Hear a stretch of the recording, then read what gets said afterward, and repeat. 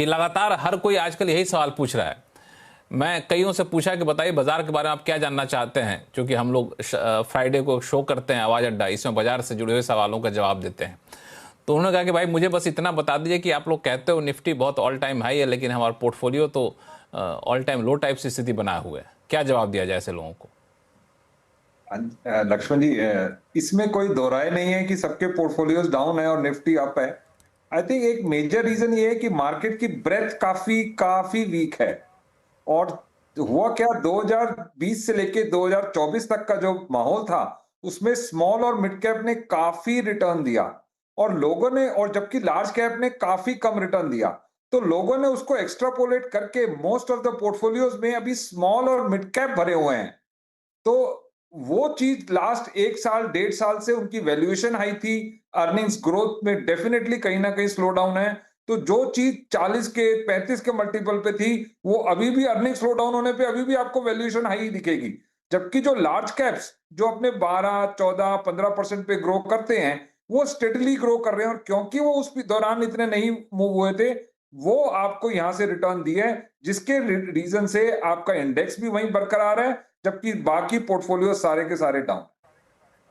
और तो दूसरा ये एक और इसमें ये, हाँ हाँ, बोलिए बोलिए। एक और रीजन है कि जब भी स्लो डाउन आता है, आप पूरी हिस्ट्री देख लीजिए मार्केट्स की, तभी स्मॉल और मिड कैप सबसे ज्यादा हर्ट होते हैं, क्योंकि सबसे ज्यादा वनरेबल होते हैं, सबसे ज्यादा सेंसिटिव होते हैं। और ये जो टैरिफ जो भी इम्पैक्ट है, स्लो डाउन का इम्पैक्ट है, गवर्नमेंट के कैपेक्स का स्लो डाउन का इम्पैक्ट है, वो majorly small mid cap stocks पे इम्पैक्ट होता है। और तीसरा एक छोटा सा और पॉइंट करूंगा, ये स्मॉल मिड कैप्स काफी ज्यादा होप्स पे ट्रेड होते हैं।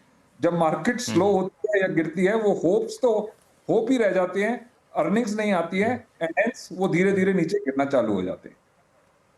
लेकिन एक दिक्कत और है अभय अग्रवाल जी, अगर आपने नोटिस किया हो तो निफ्टी में ऑल टाइम भले ही हम कह रहे हो, लेकिन निफ्टी में भी सारे शेयर नहीं ऑल टाइम हाई पे जा रहे होते हैं। मुश्किल से 20-25% होते हैं जो पूरे कंट्रीब्यूशन का एक मेजर चंक भूमिका निभाते हैं।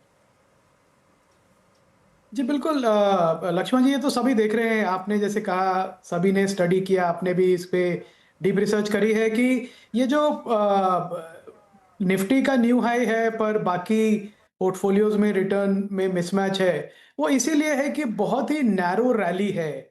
और इस रैली में भी वो स्टॉक्स ज़्यादा परफॉर्म कर रहे हैं जो कि एक कैचअप कर रहे हैं अपनी तरफ से, जिन्होंने अंडर परफॉर्म किया था ओवर द लास्ट ईयर, 2 साल से जो अंडर परफॉर्म कर रहे थे, अब वो कैचअप कर रहे हैं। तो इसमें कोई ये मार्केट के ट्रेंड्स हैं, सीजन्स हैं जिसके थ्रू मार्केट जाता है। तो इसमें मुझे नहीं लगता कि हमें ओवर एनालाइज करना चाहिए या ज़्यादा वरी करनी चाहिए, क्योंकि जो मार्केट है वो वापस एक कैचअप करता रहता है, डिफरेंट जोन से निकल के कोई अंडर परफॉर्मेंस है उसको आउट परफॉर्म में कन्वर्ट करता है। हम एक एक फेज से निकल रहे हैं इस इसको समय, जहाँ पे अभय अग्रवाल साहब, मैं थोड़ा सा अलग हट के पूछूं आपसे कि इसको क्या हम ये कह सकते हैं कि मार्केट में जो रैली है, दरअसल मार्केट की रैली नहीं है, ये चुनिंदा कंपनियों में एफआईज या फिर दूसरे निवेशकों का भरोसा ज्यादा है, इस वजह से वहां जा रहे हैं। इसको एक मार्केट रैली के तौर पर कहना सही नहीं होगा। जी बिल्कुल, एक एक रीएलोकेशन है, आप इसको कह सकते हैं कि जो पैसा मार्केट में आ रहा है वो इन्वेस्टर्स में इस समय जो इन्वेस्ट करना चाहते हैं, ये कॉन्फिडेंस नहीं है कि अर्निंग्स ग्रोथ कंटिन्यू करेंगी। जो ओवर वैल्यूएशन है काफी पॉकेट्स में, तो एक सेफ्टी को ढूंढ रहा है वो पैसा, और सेफ्टी को ढूंढ रहा है तो ऑटोमेटिकली कुछ कुछ चुनिंदा स्टॉक्स में जा रहा है। और जो ओवरवेटेड स्टॉक्स हैं निफ्टी में, तो निफ्टी की परफॉर्मेंस हमको बहुत अच्छी दिख रही है पोर्टफोलियो के बनिस्बत। एफपीआई का मुझे नहीं लगता कि कोई भी बाइंग, पॉजिटिव बाइंग है काफी महीनों से। तो एफपीआई का तो सेलिंग ही है, पर जो लार्ज कैप स्टॉक्स हैं वो सेलिंग को अब्सॉर्ब कर लेते हैं, लक्ष्मण जी।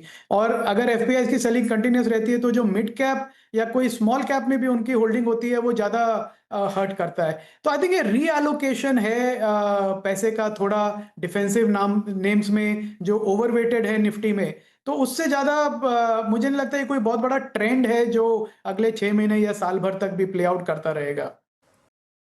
इंडियन मार्केट की तरफ से जिस प्रकार की खबरें अभी देखने को मिल रही है, उससे देखने को यही लग रहा है कि आने वाले दिनों में इंडियन मार्केट में फिर से ऑल टाइम हाई तो लग सकता है। लेकिन एक चीज़ आप देखोगे तो आपको समझ में आएगा कि स्टॉक वाइज डेटा अभी भी गिरावट में ही देखने को मिल रहा है और ओवरऑल पोर्टफोलियो में गिरावट, जबकि आप देखोगे तो मार्केट ऑल टाइम हाई लगाता हुआ नज़र आ रहा है। इसका मतलब यही है कि ओवरऑल मार्केट में तेज़ी नहीं है, कुछ चुनिंदा सेक्टर्स में तेज़ी आपको देखने को मिल रही है, चुनिंदा शेयर्स में तेज़ी आपने को देखने को मिल रही है। अब ये देखना होगा कि ओवरऑल मार्केट में तेज़ी किस प्रकार से देखने को मिलती है, तब जाके ही लगेगा कि इंडियन मार्केट की तरफ से कोई पॉजिटिव खबर है और इंडियन मार्केट नया ऑल टाइम हाई बनाने के करीब जाता हुआ नज़र आ सकता है। फिलहाल तो मार्केट 26,000 से ऊपर ही है। सोमवार को ये देखना होगा कि मार्केट में 26,100-150 का लेवल पार होता है तो फिर बड़ी रैली देखने को मिल सकती है।